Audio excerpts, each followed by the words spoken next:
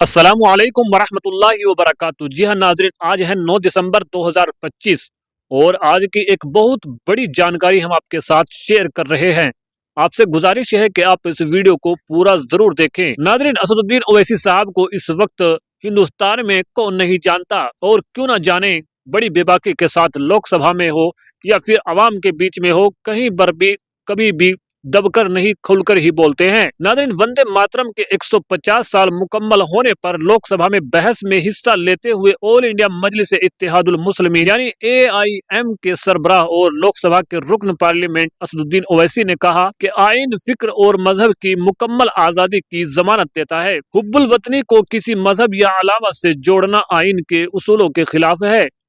AIM के सरबराह ने कहा कि शहरियों को किसी भगवान से अकीदत जाहिर करने पर मजबूर नहीं किया जा सकता और शहरियों से वफादारी के सर्टिफिकेट का मुतालबा नहीं किया जाना चाहिए। वंदे मातरम हिंदुस्तान का कौमी गाना है, जिसका मतलब है माँ मैं तुझे नमन करता हूँ, यानी तेरी ताजीम में झुकता हूँ। एक्स पर एक पोस्ट में ओवैसी ने वंदे मातरम की 150वीं सालगिरह के मौके पर लोकसभा में खुसूसी बहस के दौरान अपनी तकरीर का हवाला देते हुए लिखा, जब आइन का पहला सफा फिक्र, तकरीर, अकीदा, मजहब और इबादत की मुकम्मल आजादी की जमानत देता है, तो किसी भी शहरी को किसी तरह मजबूर किया जा सकता है कि वो किसी भी मजहब की ताजीम में इबादत करे या झुक जाए। AIM के लीडर असदुद्दीन ओवैसी ने पीर को कहा कि हुकूमत को मुसलमानों को वंदे मातरम पढ़ने या कहने पर मजबूर नहीं करना चाहिए।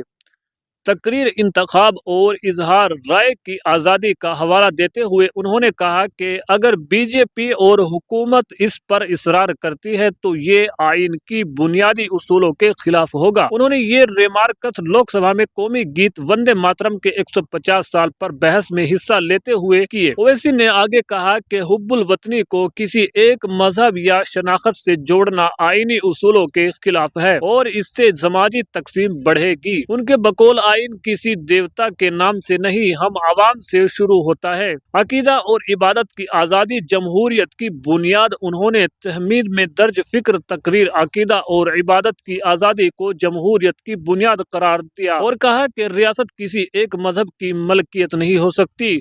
दस्तूर साज असेंबली में होने वाले बहसों का हवाला देते हुए उन्होंने कहा कि वंदे मातरम से मुताल्लिक तब्दीलियों पर गौर किया गया, लेकिन देवी के नाम से तमहीद शुरू करने की तजवीज़ को कभी कबूल नहीं किया गया। उन्होंने कहा कि हम जिन्नाह की सख्त मुखालिफ हैं, इसीलिए हम हिंदुस्तान में ही रहें।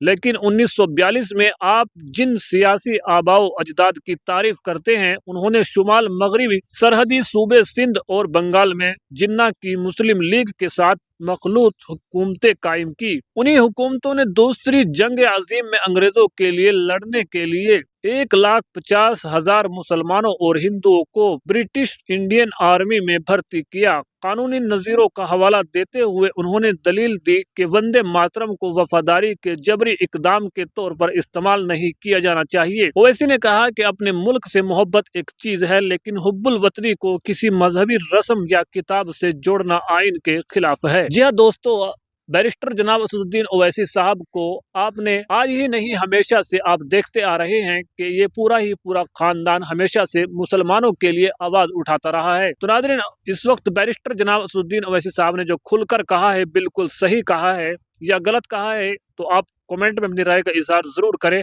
और इस वीडियो को ज्यादा से ज्यादा मुसलमानों के साथ शेयर जरूर करें। अगर आप मजीद ऐसी ही वीडियो देखना चाहते हैं तो आप हमारे इस YouTube चैनल को सब्सक्राइब जरूर कर लीजिए। जज़ाकुमुल्लाह। अस्सलामु अलैकुम वरहमतुल्लाहि वबरकातुहू।